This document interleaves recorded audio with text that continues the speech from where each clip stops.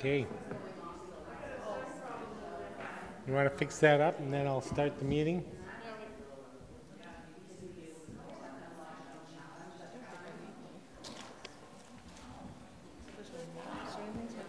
Nah. This will go quick. What's that? This will go quick. Boom, boom.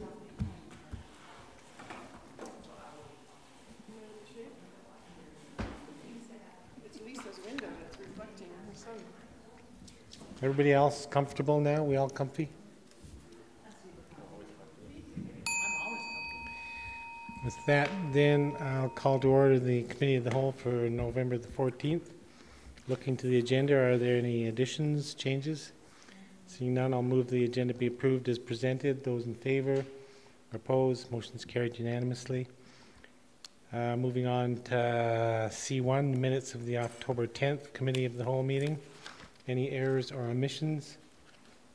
Seeing none, I'll move they be adopted as presented. Those in favor, opposed, motion's carried unanimously. Item D1, public participation at council business meetings. Dr. Cottle.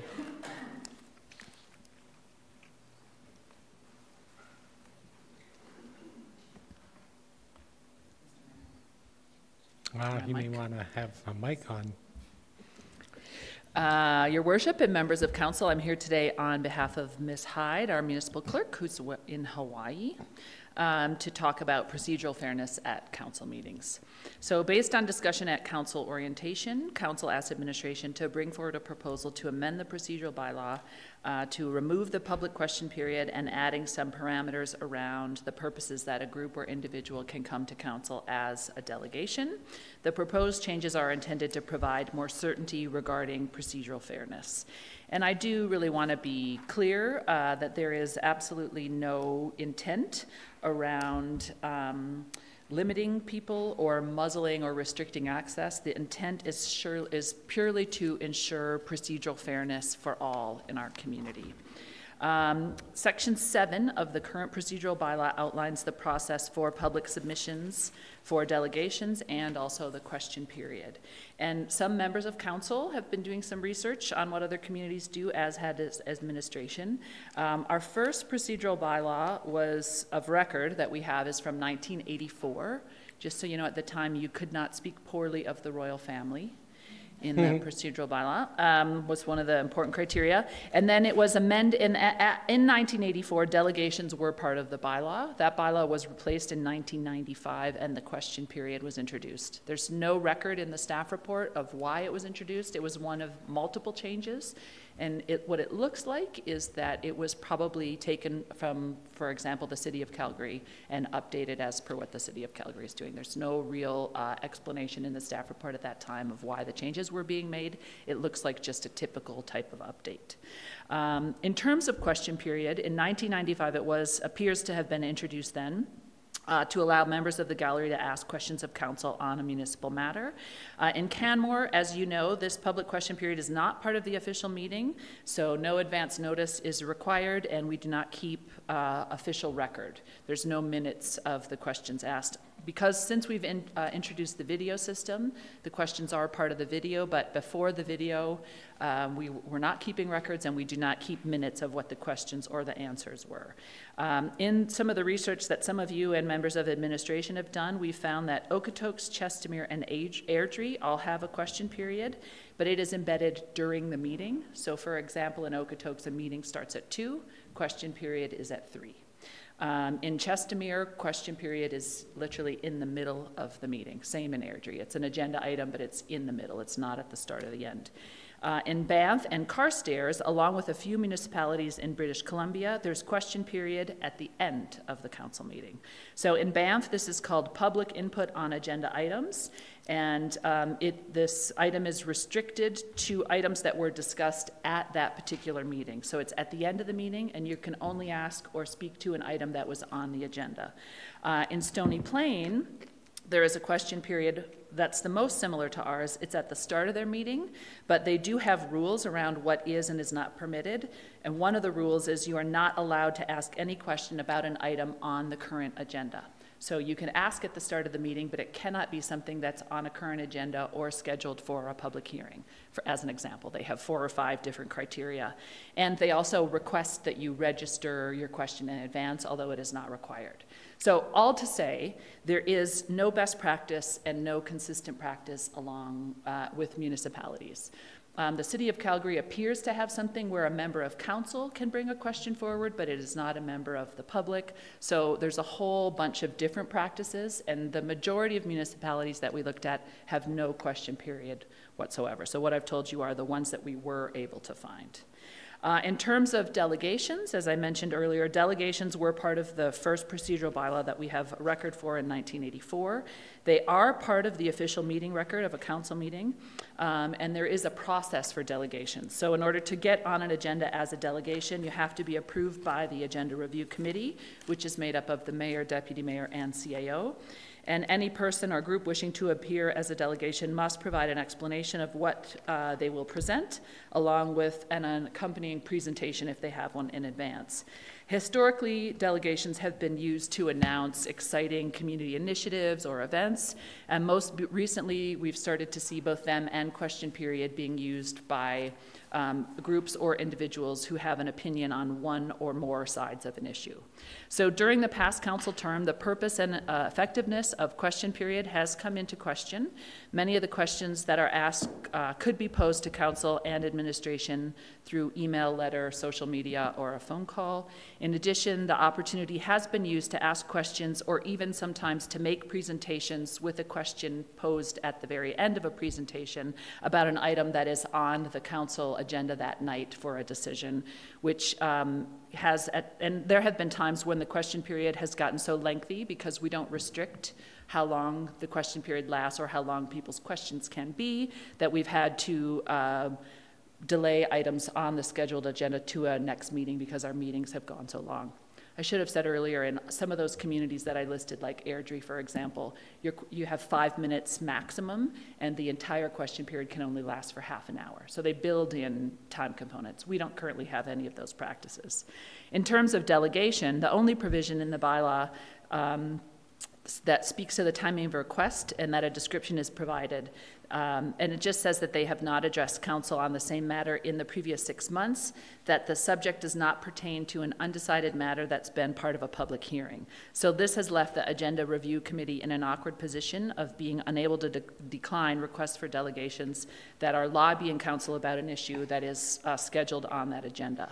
So both practices could raise questions of procedural fairness, as often those supporting one side of an issue might use either process to communicate their position with council in a public forum. And the public question period and the delegation period are not meant to be public hearings, right? They're meant to be an opportunity for people to literally ask a question or let council know about an initiative. So the past practice of holding public question period and the lack of clear guidelines around when a group may appear as a delegation could create some confusion and some inconsistencies around procedural fairness. And so really what I'm here today around is to have some discussion with council about what you would like to see going forward to ensure that we have appropriate channels for the community, and we also ensure that we're providing procedural fairness. So there's no decision in front of council today, it's just a discussion. There is a draft of some updates to the procedural bylaw in your agenda package. We would also recommend, if this were to come back to council, that we would add under 7.1 an item F that states that the matter does not provide any issues around procedural fairness. So really, I'm here today to get feedback on what's proposed as the changes under item 7 or under section 7 in the procedural bylaw. And then once we get feedback from council, we'll bring this back for a decision at a later date. Thank you. That's it. That's your report. So on the delegations, 7E now refers to the proposed future agenda. So the matter does not pertain to any undecided matter that has been the subject of a public hearing or a matter that is on a proposed future agenda for a decision of council. And we were speaking earlier a bit about this and recognize that we have a formal proposed future agenda schedule that the public wouldn't necessarily know about. I'm thinking of groups specifically like Rotary and Lions Chamber, other community groups that may want to appear as a delegation. And sometimes what it is that they want to speak with council about ultimately one day may become part of an agenda in the distant future. But in this section E, 7E, 1E, we're talking about the very specific agenda, the tentative agenda schedule that we use going out for planning purposes. So if we were able to, and we talked a bit about this with the municipal clerk, publish that online so that it was a defined list of future agenda items. Yeah, I think the municipal clerk would prefer not to publish it, not because we don't want to be transparent, but she updates it about 7 times a week. Mm-hmm. So it's a really actively living document. I think but I agree and understand completely your intent. The intent here is not to say, we wouldn't want to say no to someone because something might be on an agenda at a future date. Mm-hmm. What the municipal, it would very much be about what is currently on the proposed agenda. It's not feasible for her to publish it because it would never be accurate. What is feasible though, and what the current practice is when she receives a phone call or an email about being a delegation, she works very hard to be helpful and to get people channeled to the proper place so that they can be heard by council or be helped by administration if it's more of an administrative matter. Mm-hmm. So she would, at that time, share the proposed agenda schedule with them so that they could see whether or not this was on a future agenda. So as people are wanting to come forward with a delegation, we can provide them the information so that they can see it, but posting it actively to the website isn't practical because of how often it changes. But yes, absolutely. The intent here is to be transparent and helpful, not to be restrictive. Right. So just trying to think of an example, when the chamber came not that long ago and as a delegation and ultimately requested contribution towards a feasibility study.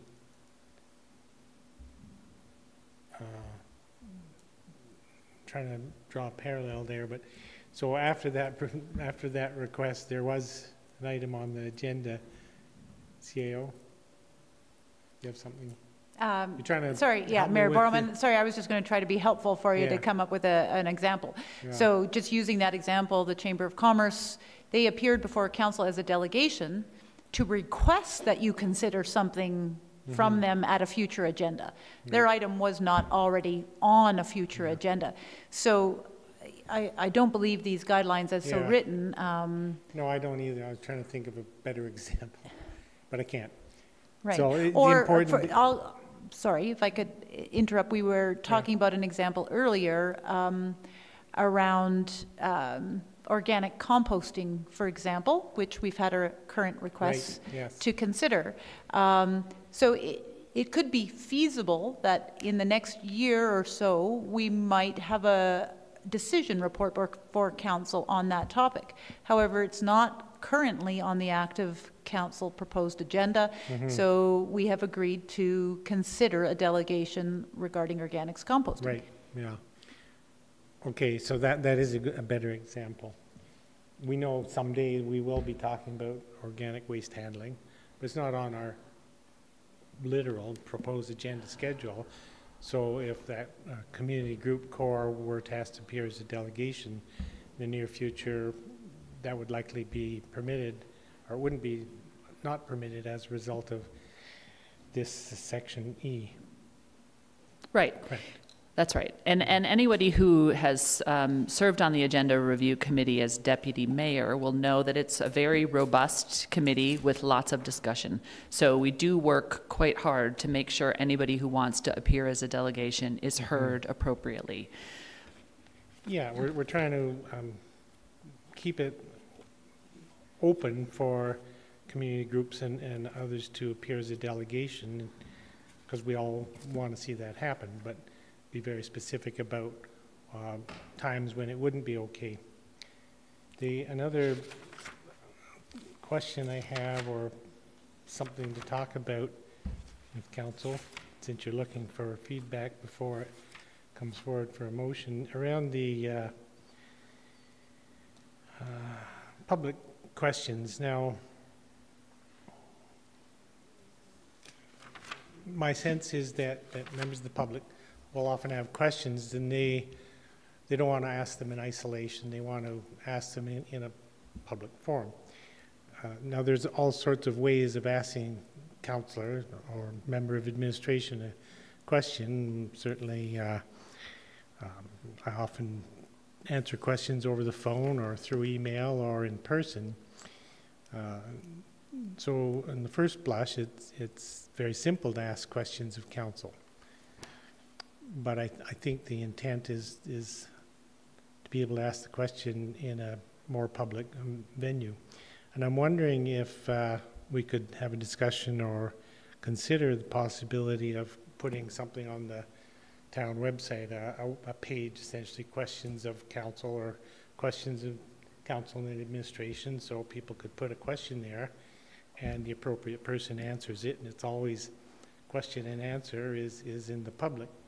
Seems like a simple approach, so we could talk about that. I'm just trying to find a way to make sure that people are able to ask their questions and have the answers more public than a phone call or a conversation in the cafe. Where are we? Councillor Comfort. Yeah, I was wondering if that change to that Dr. Cottle suggested, or that's going to be added with F71F or 71F, or any other matter of procedural fairness? Just that there are no concerns around procedural fairness. Okay. So could we drop in letter E, the matter that is on a proposed future agenda for decision of council? I'm thinking that may not be the only instance where there's an issue. There may be others that we haven't thought of.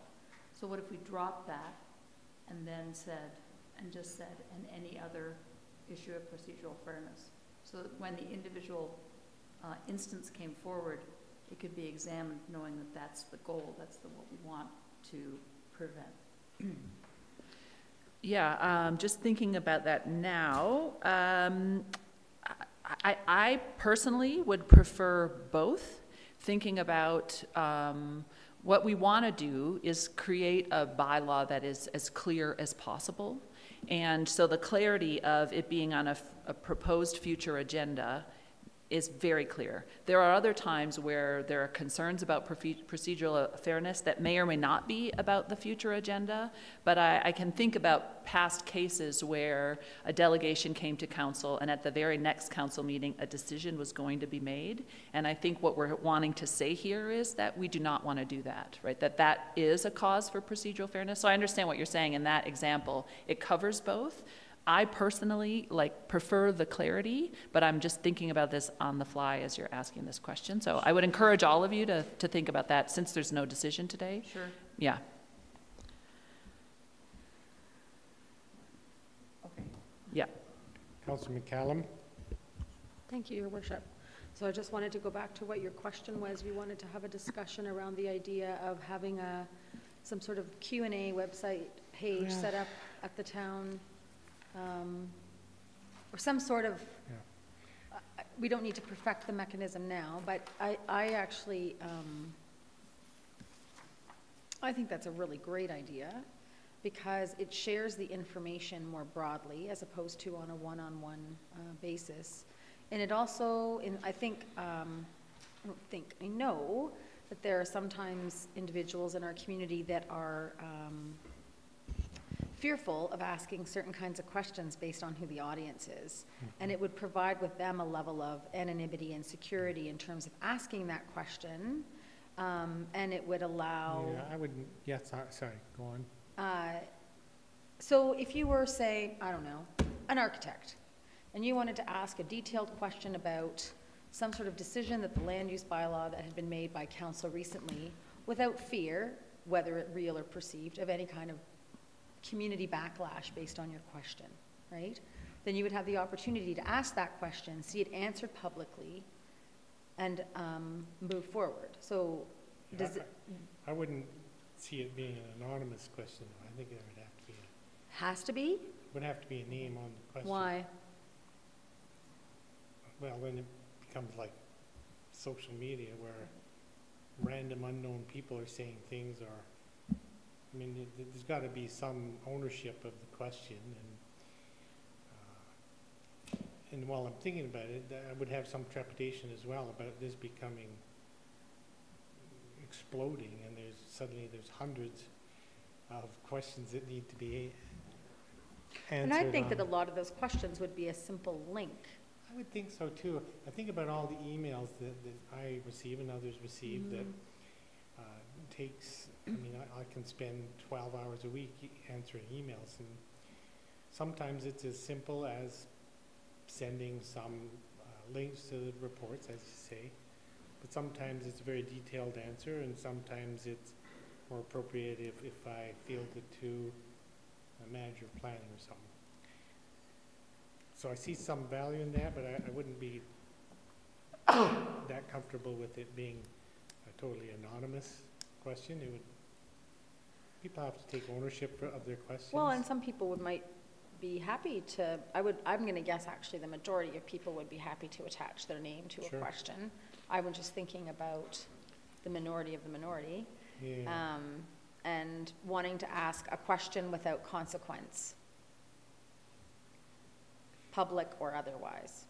If I could just suggest right now, well, if what we're looking for is something to replace public question period at council meetings, that is not anonymous. So I hear what you're saying, and I understand what you're after, but the process of coming to council and asking a question right now is not anonymous. So I'm not sure an anonymous web page is a replacement. That's a different thing that we may or may not want to do. I think we already have that. It's called Facebook. Well, and you know, people can, I mean, we sometimes get people who call us and say things on our voicemail, and there's no way to, they don't leave a number, and it doesn't, you know, it shows up as unknown or whatever. So people give us anonymous feedback, I promise.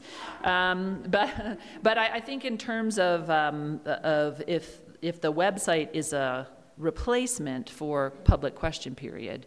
I don't know if Mr. Robertson might want to jump in and add something, but that certainly is something we could ask our communication department to look into. And that's all I'm suggesting today as we think about it for when this comes back for council discussion and vote.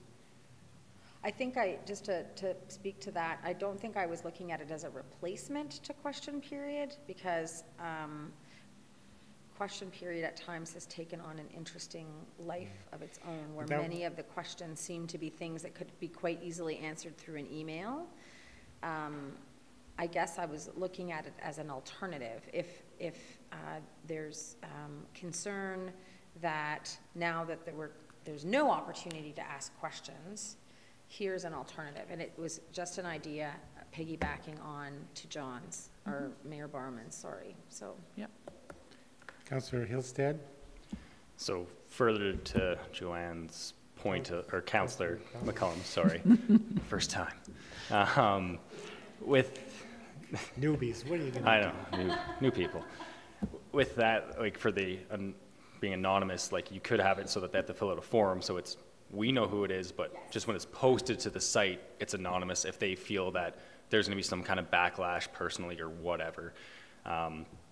Now back to section 7.5 for the public hearing. I did some of the research to what other councils do. So I personally would like to still have a public question period. I'd like, but I do think ours needs to be revamped because it does open us up to having before a meeting. It's a lot harder to control. So looking at something like Airdrie, where they have it towards the end, they have very specific constraints to it. I think that is something that we should explore. And then I also agree with Councillor Comfort on the dropping of the last line of the on this matter of proposed future agenda for decision of council and just having the other section to it where for the procedural fairness, but that's just, yes, that's all I have to say. Did you have something? Yes, I was just going to respond through to Councillor McCallan's and you, Mayor Borrellman's discussion around an alternative method on the website. As the staff report pointed out under stakeholder engagement, there is a planned update to the community engagement and information policy in 2018. I think that's the appropriate time to have the discussion on how best to engage with the community and get input in a transparent and an open fashion. You know, my concern is it always seems easy, these kinds of things, web platform things, and the amount of resources and time taken to do it well, and to, you know, to do it with consistency, et cetera, and approach. It just takes time and thought behind it. So we certainly intend to bring that policy forward in 2018 for a revamp. And I recognize that the notion I floated out there could be a beast. Could end up with, I don't know, 500 questions a day to answer. So that's not what I'm thinking of. I'm just suggesting we have that conversation, and to your point, we will, so that there will continue to be some opportunity other than the current, the phone, the email, the personal visits. There will be multiple ways for residents to ask questions of council. That will never go away. Councillor McCallum. No. You done? Councillor Mayra? My question was answered. Thank you.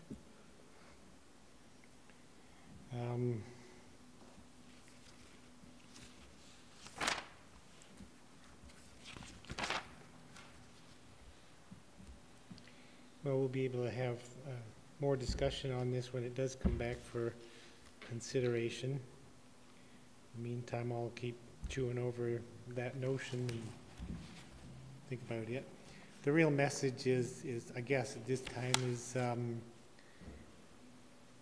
there are a number of ways to ask me and other councillors questions, and I'm encouraging people to use all of those other methods. Right now we're considering eliminating the public question period, specifically because of recommendation from our legal counsel and frankly recent experience that could clearly have backfired legally, having to do with the dog park. So if there's no further discussion, Councillor Comfort. I know when we discussed this informally that it was mentioned in 1995 there was no email or Facebook or social media. Very few people had email addresses, no websites. So that's a real change. And the other part of it, so that it really is far more possible to contact people. And the other thing I wanted to mention is it can be a big issue in big municipalities like Calgary, Edmonton, Toronto, Montreal to reach your city councillor and have a discussion with them and get communications to them.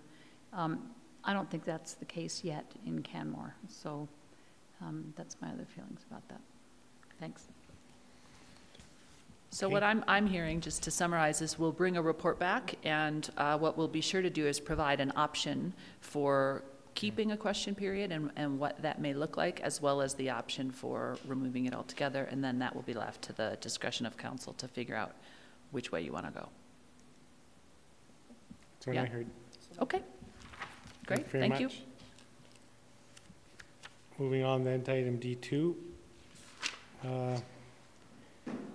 which is in camera.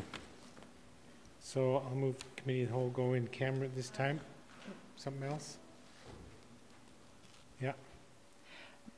My suggestion would be that you could go directly to your councillor updates, and so we could just discuss that item in camera at the end of the meeting. Let's do that then. Okay. Move on to item F1, service area reports.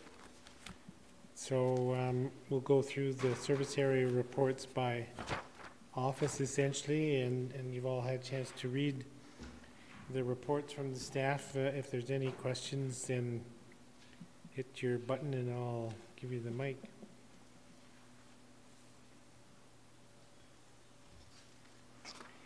Okay, I have one spurred by the information in A1D, the CAO's office. It's around the meetings with province on the undermining review regulation. In the second paragraph, you know, that it had become apparent through the process that there are gaps in the regulation regarding requirement and accountability for successive undermining reports upon redevelopment or rezoning of land. Can you just speak to that briefly, just flesh that out a little bit, specifically the gaps? Yes, I will attempt to do so. So the undermining regulation is quite clear around the requirement for an undermining report and then a third-party review of that undermining report for greenfield development, raw land as it's coming on. Where it is less clear and less explicit, and you know, the point of the regulation and any amendments we would want to see would be to create clarity, is around the enduring nature of development. So development never stops. Land gets rezoned, it gets densified, it changes its use. And when that happens, it's unclear in the regulation whether a second undermining report is then needed. So I'll use an example of a single-family residential subdivision that at some point in the future may be rezoned to allow for a greater density. Or there might be a raw land school site that at some point in the future becomes a school site and has some building on it. And so what we want to ensure is the regulation that addresses when those types of changes occur, what is the requirement for a second undermining report and then a second third-party review. And so we're working through flow charting the decision-making process on all development scenarios and making sure the regulation addresses all of those scenarios. Great. So essentially, things won't be lost in the mist of the future times? Correct.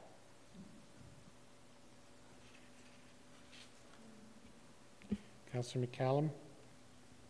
So just a question, Ms. DeSoto, just the word that you used at the beginning of the explanation about greenfield. We don't consider the Three Sisters lands to be greenfield. We consider them to be brownfield, correct?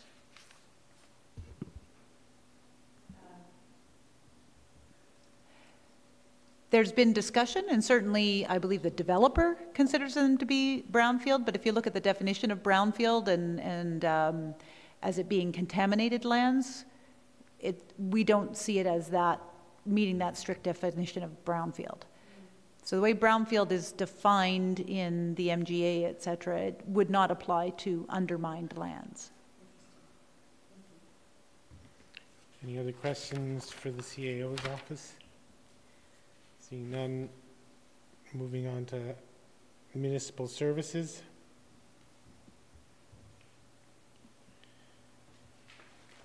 I have a question.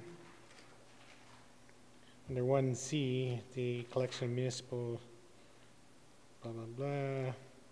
Discuss creating a spreadsheet. Oh yeah, the details different municipal living wages. The network will present this spreadsheet to the province of Alberta. So then how's it imagined that the information on that spreadsheet would be used or applied by the province? So it's information, collecting information on different, Dr. Cottle? Sorry, did you want to keep going there?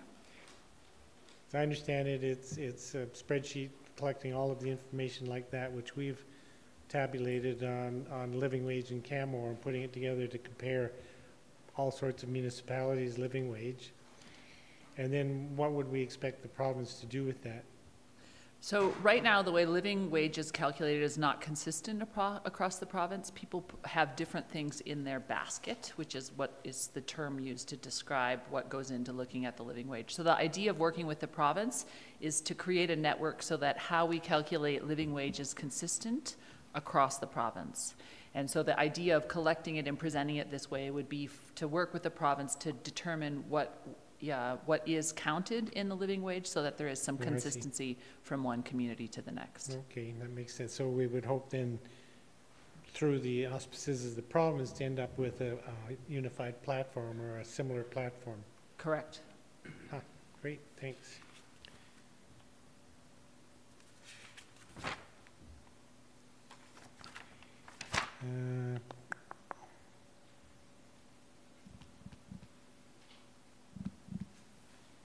Any other questions for municipal services? None. Moving on then. Councillor McCallum. Yes, sad to see Sergeant Ryan Curry leave our community. That's a real loss. Pardon me? Sad to see that Sergeant Ryan Curry is leaving our community. Pleased that he's accepted a promotion. Sad to see him leave our town. Yeah. I hope he hears this. Yeah, he's been really great part of the force.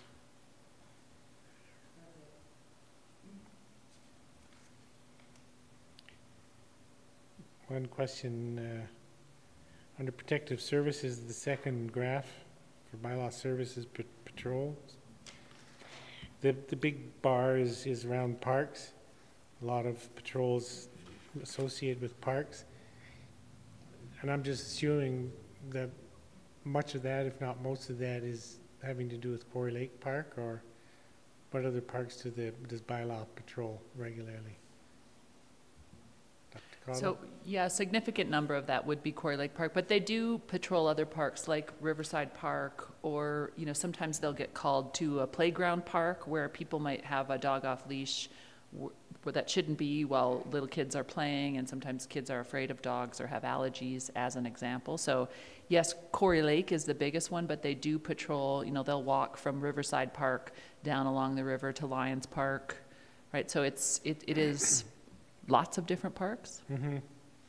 The information that I take from it, though, is in regards to the suggestion I've heard, and probably others have heard, that bylaws never up at the Quarry Lake Park, you know, enforcing the off-leash rules, and yet clearly 1,000 patrols this year. They are there. We do only have 4 full-time staff, and they're never all, or rarely, maybe one day a week, all 4 are on at once. So they can't be everywhere all the time. Mm-hmm. They do go out and patrol our parks. Yeah, quite a bit, apparently.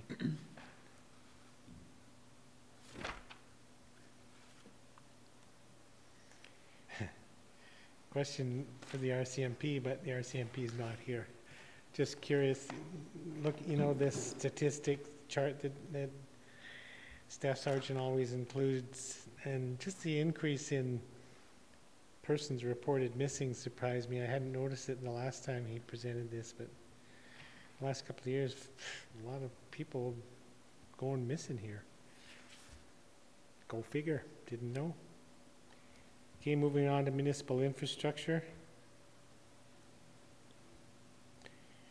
I have a question sparked by number 2, engineering services, the B, the traffic network monitoring.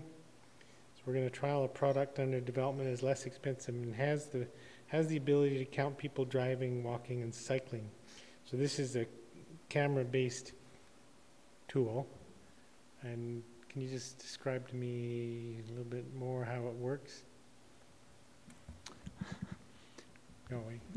Interestingly enough, so my understanding is that, again, it takes photos and catalogs them and it's able to capture not just the street, but able to capture the sidewalk facility as well, and then catalogs it, and then we are able to download that into a proprietary software, and that software is then able to analyze, do trip counts, and that sort of provide that sort of information. So it provides us a higher level of analytics than what we have previously been able to achieve. So the goal is to inform our planning for future engineering, roads and sidewalks and all, right? Yeah, I mean, every couple of years, we do traffic counts, and we have to pay significant money for those projects to get that information. And so what we're optimistic of is that this camera in this location, we'll be able to provide that data already as part of the ongoing traffic monitoring, and so we won't have to incur that additional cost. And then if it is successful, eventually over time, we would replace our entire camera network at intersections with this. And then we would eliminate the need for that additional traffic counting capital project every few years. So you said the photos would be kept on a big computer somewhere. Yes. So would those be able to be accessed? I'm thinking about I don't know, a break-in on Main Street or something. Is that the sort of information that could be accessed to help the RCMP and downtown crime? Or? It's possible. I mean, the cameras are situated specifically at the intersection, so they're unlikely to capture business frontages and that sort of thing. But in theory, yes, the images would be stored and could be accessed for that purposes if required. Councillor Comfort?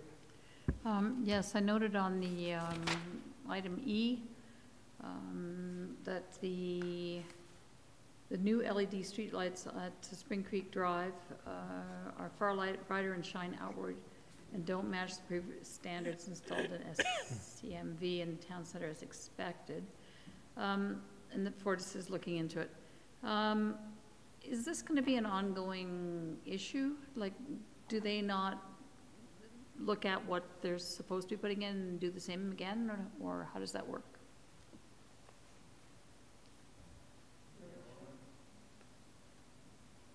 Mr. Fark? Thank you. So we don't anticipate that this would be an ongoing issue. Fortis recently installed over 400 LED streetlights in the town, and they were of consistent quality and implementation throughout the town, and we were quite satisfied with the result.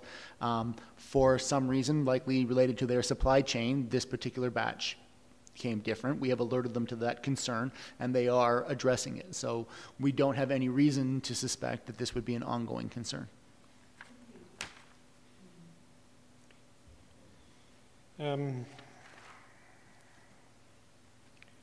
Under facilities, the second to last bullet on page 13 of the report, service areas report. It's talking about Lafarge testing or considering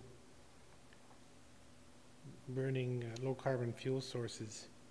And it suggests several types of municipal waste stream would be used as feedstock or could be used.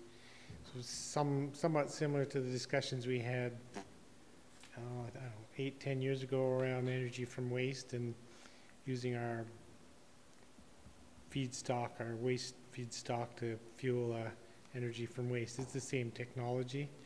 It's similar with obviously some modifications and some upgrades as the technology has evolved over time. We look at this as a win-win scenario. If Lafarge is able to reduce their carbon footprint and we're able to divert waste from landfill to support that, then that's certainly an initiative that we think is worth. Yeah, we talked about that occasionally in a sort of wouldn't that be nice way for some time. And if they're successful, and I know there's a lot of work that has to be done, but then everything that we send to landfill would be appropriate? Not everything. So again, we would have the waste characterization. We would have to look at what particular types of waste they can make use of. So it's not everything. So there would be essentially a diversion program. Okay. So that'll take some time for them to complete the study, I assume. They're actually hoping to get their regulatory approvals in the relatively near future. So depending on the outcome of that, this could be something that could be implemented as early as 2018. Any idea of how much in gross tons or whatever they would be looking for? Not at this point. I mean, essentially my understanding is they would take everything we could provide them of the waste category that they are able to use. Good. Councilor McCallum. I was just going to make a comment about the Fortis light thing, but it's fine. So, Roger that. Under capital projects update, still in facilities, there's a bullet noting that a series of one-on-one meetings with various user groups have occurred. And one of the things was they conducted health checks on the working relationships. Is there any information on what they've learned? They have learned that some relationships are currently healthier than others, and that there is work to be done on the sides of all parties involved to come together and work constructively going forward. And everybody's prepared to engage in that work? Everybody is at least currently prepared to have discussions about potentially engaging in that, yes. Okay. Councillor Seeley? Just about the concourse facility on the second floor, can you, I can't tell by the drawings what's happened there. Can you explain to me what's transpired? So there will remain a full concourse facility on the second floor that will run the majority of the length of the primary highway, or the primary hallway. It will be bookable space, and that will also have partitions to allow for it to be used separately. So that was one of the key parts of input or pieces of input that we received from the community through the consultation process that they wanted to see, and we have been able to accommodate that in the design. So is it an open concept or closed concept? So it's an open concept. It will run the full width, basically from the Alex Kalita to the Thelma Crow, with windows observing into both. So you'll be able to, if there were a tournament going on, for example, and there was a game happening on each sheet of ice, within that room, you would be able to walk back and forth from each section of glass and view the area. Okay, thank you.